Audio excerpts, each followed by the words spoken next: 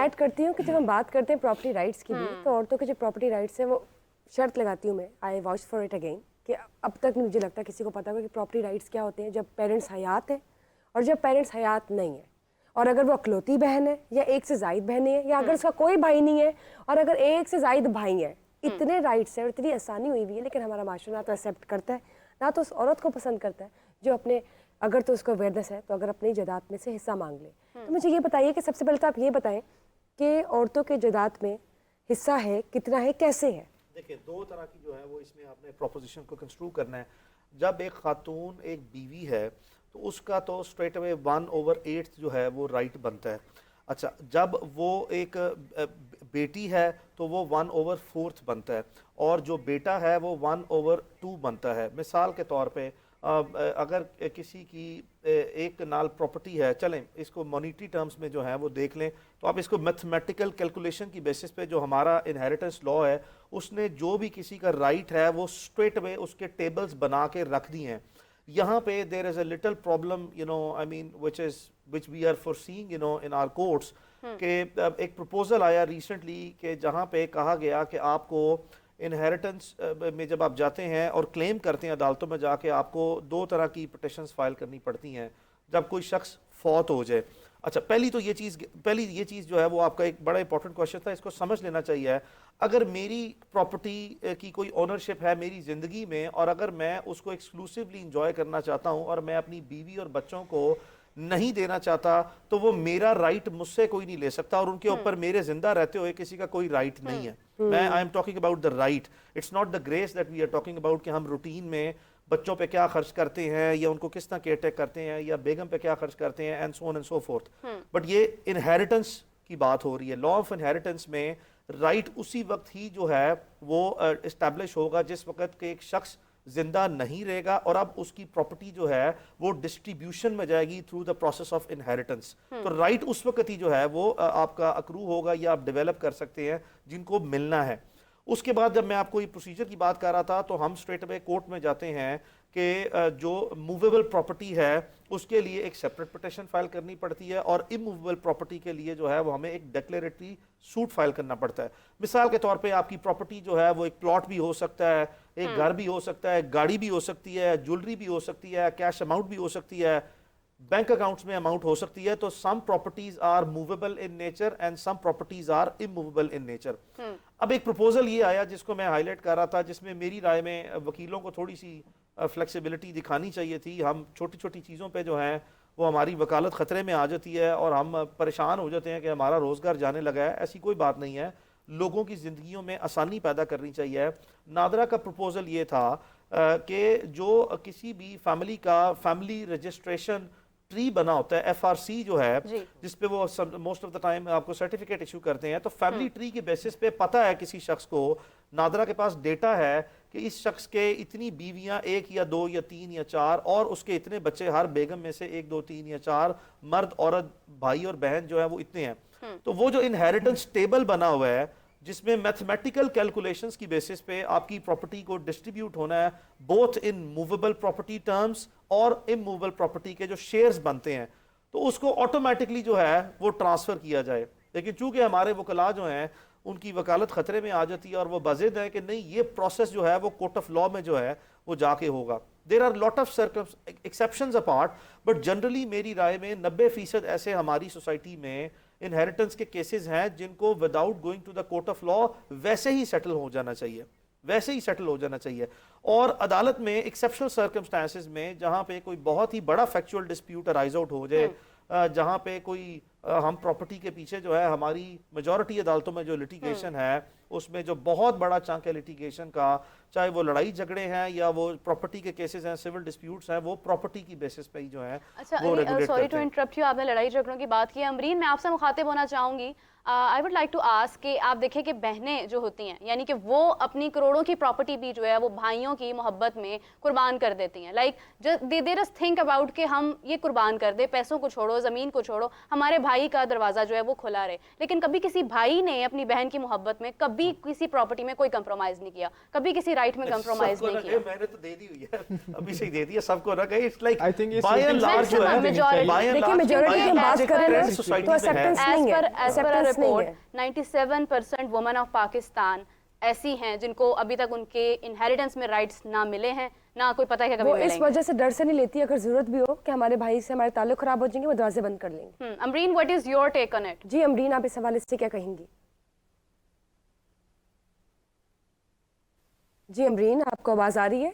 होती है जो mostly in all honesty I think आपकी मदर्स, अगर आप बचपन में भी देखें, आपका जो प्रेफरेंशियल राइट होता है वो ही आपका वो अंडरमाइन कर लेते हैं। पहले बेटे को you know they give that preference. ये पूरा आपका सोसाइटी का एक नॉर्म है, बड़ा ही टॉक्सिक नॉर्म है, जिसमें आपके जो क्वेश्चन होता है, you can not question anyone about your right, वो आप औरत को करने नहीं देते। And that is why I think बहुत जरूरी है कॉन्फिडेंस बिल्डिंग की और अपने राइट्स की इंफॉर्मेशन के लिए। अब यहाँ पे औरतों के प्रॉपर्टी एक्ट के प्रॉपर्टी लॉ के बारे में बात हो रही थी, मैं सिर्फ ये ऐड करना चाहती हूँ कि औरतों को under Punjab enforcement of women property rights act के अंदर आपको अदालत नहीं जाना पड़ता, आपको इनफैक्ट ऑम्बड्समैन में जाना पड़ता है। और वहां पे अगर ऑन द फेसिस पे आपको नजर आ रहा है कि आपका हकूक या आपका राइट ऑफ इनहेरिटेंस या आपकी कोई प्रॉपर्टी ले ली गई है, तो वो इंस्टेंटली डीसी के साथ वो जाके आपको कब्जा दिलवा देते हैं। और मैं तो ये खैर बहुत ज्यादा कर रही हूँ, और ये तो डेफिनेटली बहुत आसान कर दिया है हुकूमतों ने टू मेक श्योर कि ये चीज जो है आपको अदालत के थ्रू नहीं देनी पड़ती। हाँ, जहाँ पे कॉम्प्लिकेशंस हैं और जहाँ पे बाकी लोग इन्वॉल्व हैं उस पे फिर आप रेफर कर देते हैं अदालतों में। मगर ये जो है, ये वाले कुछ जो लॉज जो हैं जिनकी इम्प्लीमेंटेशन हो रही है डिस्पाइट और यू नो द फैक्ट कि बड़ी स्लो इम्प्लीमेंटेशन है और काफी टाइम लग जाता है, मगर I take this as a good move to make sure कि आपकी जो वुमेन राइट्स हैं उनके ऊपर आप औरतों के लिए आसान बना रहे हैं कुछ चीजें, specially in relation to property. अच्छा ये बताइए, जब बात करते हैं हम वालदैन की, जब वो हयात है तो उस वक्त इतना आसान क्यों नहीं है? वालदैन अपनी बेटियों को हिस्सा क्यों नहीं देते जब वो हयात है? या अगर तो वो दे रही हैं, हो सकता है कुछ केसेस ऐसे भी हो जो वालदैन अपनी ज़िंदगी में ही अपने बच्चों पे हिस्सा तकसीम कर देते हैं, तो उसमें क्या प्रॉपर्टी राइट्स हैं, क्या परसेंटेज है, किस तरह से हिस्सा डिवाइड होता है? In all honesty, I'll tell you my example. My father has given all his property in equal shares to both मेरी बहन, मैं और मेरा भाई। ये आपकी पर्सनल चॉइस होती है। आपने अपने बच्चों को during your life time property देनी है तो आप दे सकते हैं, अगर आपने नहीं देनी तो फिर ऑब्वियसली जो आपका शरई आपका हक है और जो आपका इनहेरिटेंस लॉ है वो फॉरन ट्वेल हो जाता है, वो ऑटोमेटिकली आपको सक्सेशन अकॉर्डिंगली मिलती है। किस फिके से हैं वो भी डिपेंड करता है, आपके पास आपका भाई है, इफ अगर भाई है वो फिर अगर आप एक बहन है आपको हाफ मिलेगा, दो बहनें हैं आपको 2/3 मिलेगा, यू नो। सो ये सारी चीजें जो हैं ये as a family I think बड़ा जरूरी है। पेरेंट्स को देखना चाहिए आई थिंक कि अगर उनके पास कोई प्रॉपर्टी है, मैं तो खैर ये कहती हूँ कि बच्चियों के पैसे आप लोग कर्जे ले लेते हैं डावरी वगैरह के लिए और आप जहेज दे देते हैं। आपको चाहिए कि आप बच्ची के नाम पे कोई प्लॉट या कोई फ्लैट अपनी यू नो हैसियत के मुताबिक बच्ची को दे दे। बच्ची को फाइनेंशियली एम्पावर करना ज्यादा इम्पोर्टेंट है एज कम्पेयर टू के बच्ची जिस घर में जा रही है उसको फाइनेंशियली एम्पावर करें या उसके घर को बेहतर करें। तो आई थिंक ये सारी आपकी पर्सनल चॉइस होती है आपके चिल्ड्रन के लिए। लेकिन अमरीन आपकी बात से मैं कंटिन्यू करना चाहूँगी, इशफाक साहब आपसे जानना चाहूँगी कि जिस तरह ये बात करी है कि आप अपनी लाइफ में ही दे दें, तो माँ बाप उनकी शादी कर देते हैं, उनको एक अच्छी एक जहेज़ या जो भी जिसको कहा जाता है उनको गिफ्ट्स प्रोवाइड कर देते हैं, एंड एट द एंड वो कहते हैं कि हमने आपकी शादी कर दी, आपका यही था, आपको दे दिया है। तो is that be counted in that like calculation? देखें, आई मीन नहीं, ये बिल्कुल नहीं होता। ये मैंने आपको कहा कि माँ बाप अपनी ज़िंदगी में जो बच्चों पर उनकी वेलफेयर के लिए वेलफेयर के देखें ना आप प्रोटोकॉल्स और उसकी स्टेजेस सेट कर लें। जब आप छोटे बच्चे हैं तो आपका बेसिक वेलफेयर क्या है? आई मीन माइनर जो किड्स हैं before going to the school is basically their Pampers, their food and their clothing, ये पहली चीज़ें हैं। उसके बाद जब आप स्कूल में जाते हैं then that is your education, then you go to the college, then once again it is your education beside you know basic food और आपकी जो बेसिक लाइफ नेसेसिटीज़ हैं प्रोवाइड करना, and then you go to the level of universities. It varies you know from person to person, family to family, financial background, social background, academic background, professional background, priority wise, بہت سے لوگ جو ہیں وہ اپنی بچیوں کو اعلیٰ تعلیم یافتہ نہیں بنانا چاہتے، بہت سے جو ہے وہ اپنی فائنینشیل کمپلشنز کے باوجود بھی جو ہے وہ ان کی خواہش ہے کہ ان کے بچے جو ہیں، ان کی بیٹیاں، ان کے تمام بچے جو ہیں وہ اعلیٰ تعلیم حاصل کریں. ہم نے بے شمار اگزامپلس دیکھی ہیں. آپ آرمڈ فورسز کے سٹرکچر سے لے کر، پولیس کی بیوروکریسی سے لے کر، پولیٹکس سے لے کر، پروفیشن سے لے کر دیکھیں کہ بہت سی ہمبل بیک گراؤنڈ کے لوگ جو ہیں، جن کا فائنینشلی ہمبل بیک گراؤنڈ ہے، ان کے بچوں نے یہ صرف یہاں پہ نہیں بلکہ بیرون ممالک بھی اسکالرشپس لے کے، یا ماں باپ نے صرف ان کی سوچ یہ تھی کہ ان کے بچے آگے بڑھیں اور اس میں کوئی تفریق نہیں کی. اور یہ پوری دنیا میں ہم نے دیکھا. پاکستان میں ہمارے پاس بے شمار ایسے گڈ ایگزامپلس ہیں جہاں پہ خواتین، آپ دیکھیں کہ آپ کی میڈیا انڈسٹری میں over whelming number of female journalists have now entered the profession in last 10-15 years. So it's a growing good development. تو یہ جو حصے ہیں کہ جو آپ بچے پر خرچ ہیں، یہ آپ کلاسیفائی نہیں کر سکتے کہ جی جو آپ کے میری فوتگی ہونے کے بعد یا میری زندگی میں جو چیز میں اون کرتا ہوں وہ 1 لاکھ روپے کی ہے، 1 ارب روپے کی ہے، یا 50 کروڑ کی ہے، یا 1 کروڑ روپے کی ہے. اس میں چونکہ میں نے اپنی زندگی میں آپ کے لیے یہ سارا کچھ کر دیا اور اب میں آپ کو دینا چاہوں یا نہ دینا چاہوں، وہ once again I would 100% support the opinion of Amreen. یہ it varies from family to family to family to family. Of course, priorities اور preferences آپ نے اپنے بچوں کے لیے سیٹ کیا کی ہیں. زیادہ اچھی چیز یہ ہے کہ اگر آپ کے پاس کوئی ایسی حالات ہیں، آپ کے پاس پہلے تو پراپرٹی ڈسٹریبیوشن کے لیے کسی کی پراپرٹی کا ہونا ضروری ہے، اور اتنا ہونا ضروری ہے کہ اس سے کسی کی ویلفیئر ہو جائے. So not all the people in Pakistan have the ability to even distribute a property.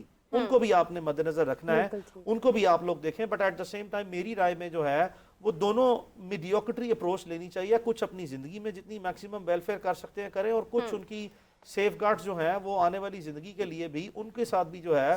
دیکھیں سے فار ایگزامپل اگر آپ نے کسی بچے کو چھوٹی عمر میں 18 یا 20 یا 25 سال کی عمر میں سارے پیسے دے دیے، تو ضروری یہ بھی نہیں ہے کہ وہ بچہ اس کو، ٹھیک ہے یہ اس کی پراپرٹی بن گئی ہے، بٹ دیٹ فیمیل اور male is mature enough to spend that money in that particular time.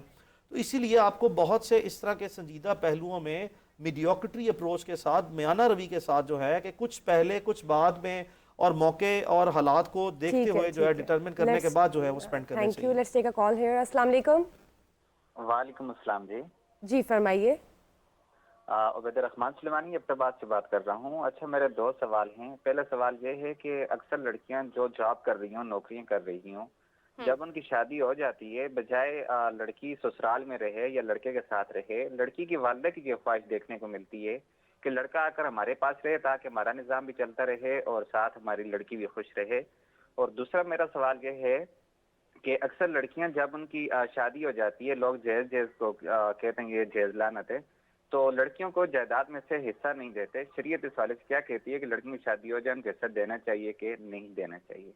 اچھا میں مفتی صاحب آپ کے پاس یہ بات کا اس کا مطلب سوال تھرو کروں گی، لیکن اس سے پہلے مبین میں آپ سے جاننا چاہتی ہوں، منیب میں آپ سے جاننا چاہتی ہوں کہ انہوں نے جو بات کی ہے جہیز کے بارے میں، دوسرا انہوں نے ایک اور ایلیمنٹ شیئر کیا ہے، اس کے بارے میں آپ کیا کہیں گے؟ آپ پھر سے تھوڑا، کیونکہ ان کی آواز لو آ رہی تھی، انہوں نے جہیز کے بارے میں بات کی. انہوں نے جاب کا ایگزیکٹلی کہا ہے کہ جاب کرنے والی جو خواتین ہیں ان کو کہا جاتا ہے کہ آپ اس طرح سے رہ لیں، اس طرح سے رہ لیں. اس حوالے سے آپ کی کیا ٹیک ہے؟ مطلب کیا لائک ایک لڑکی جو ہے اس کی جاب جو ہے اگر وہ کر رہی ہے، بعد میں اس کو کہا جائے کہ آپ جاب چھوڑ دیں. دوسرا ایک انہوں نے جہیز والا ایلیمنٹ بھی شیئر کیا.